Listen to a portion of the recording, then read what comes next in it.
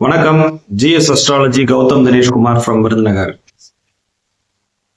பொதுவா ஜாதகம் பார்க்க வர்றவங்க, அதாவது அவங்க ப்ரீவியஸா பார்த்துட்டு வந்த இடங்கள்ல பின் யோக ஜாதகம்னு சொல்றாங்களே சார், எங்க ஜாதகத்தை எதை வச்சு சார் சொல்றாங்க? பின் யோக ஜாதகம் தான், இது வந்து 40 வயசுக்கு மேலதான் உங்களுக்கு யோக பலன்கள் இருக்கு, ஒரு 35 வயசுக்கு மேலதான் உங்களுக்கு வந்து ஜாதகத்துல எல்லா அமைப்புமே கூடி வருது அப்படின்னு நம்ம சொல்றாங்க. இதெல்லாம் எதனால அப்படி வருது?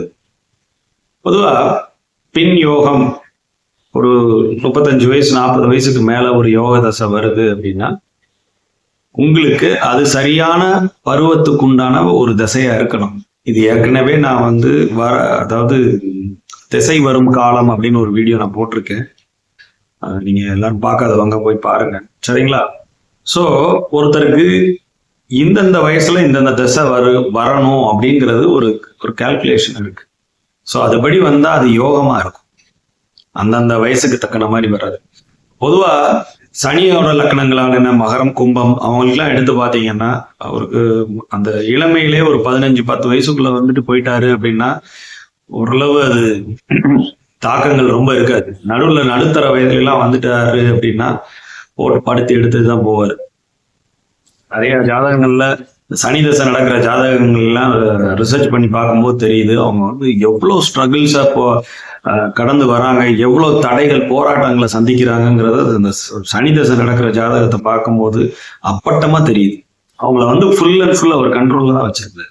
எல்லாத்துலயும் தடை, தாமதம், நோய், கடன், வம்பு, வழக்கு, அசிங்கம் பூராத்தையும் வாரி வழங்கிடுறாரு பூராத்தையுமே. சனி நேரடி வலு பெறவே கூடாது. பொதுவாக ஒரு ஜாதகத்துல ஸ்ட்ரைட்டா அவர் ஆட்சி, உச்சம், மூலத்திரிகோணம் மாதிரிலாம் அவர் வலு பெறது நல்லதே இல்லை. ஜாதகரை போட்டு படாத பாடு தன் காரகத்துவ ரீதியில என்னென்ன கெடுக்கணுமோ அத்தனையும் கொடுத்துருவாரு. ஸோ அதனால எந்த தசை எந்த நேரத்துல வரணுங்கிறதுக்கு ஒரு விதிமுறைகள் இருக்கு. சுக்கிர தசைன்னா அந்த ஒரு 25ல இருந்து ஒரு 45 அந்த டைமுக்குள்ளதான் வரணும். அப்பதான் அவங்களுக்கு அந்த சுகபோக வாழ்க்கையை அனுபவிக்கிறதுக்கு ஏற்றார் போல இருக்கும், இல்லையா?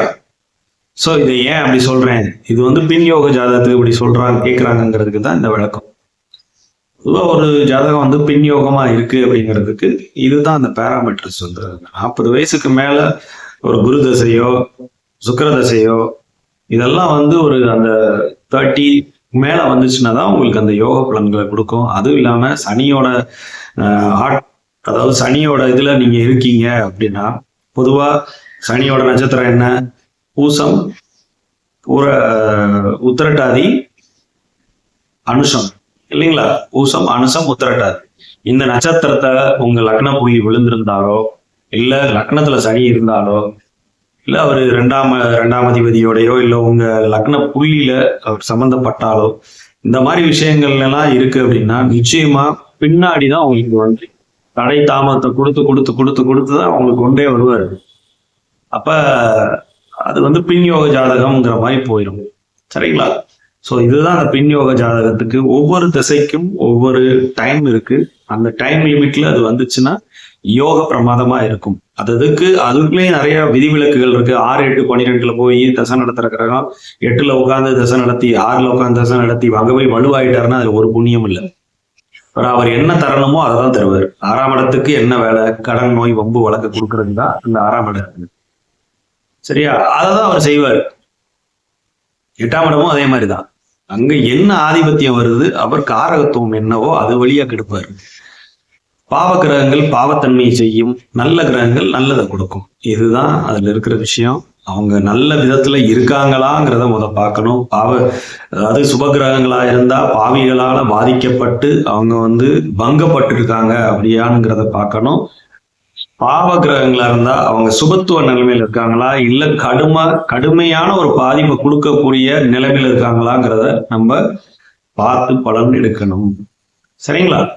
இதுதான் இந்த யோக ஜாதகம், பின் யோக ஜாதகம் அப்படின்னு சொல்றதுக்கு உண்டான விளக்கம், சரிங்களா? தேங்க்யூ.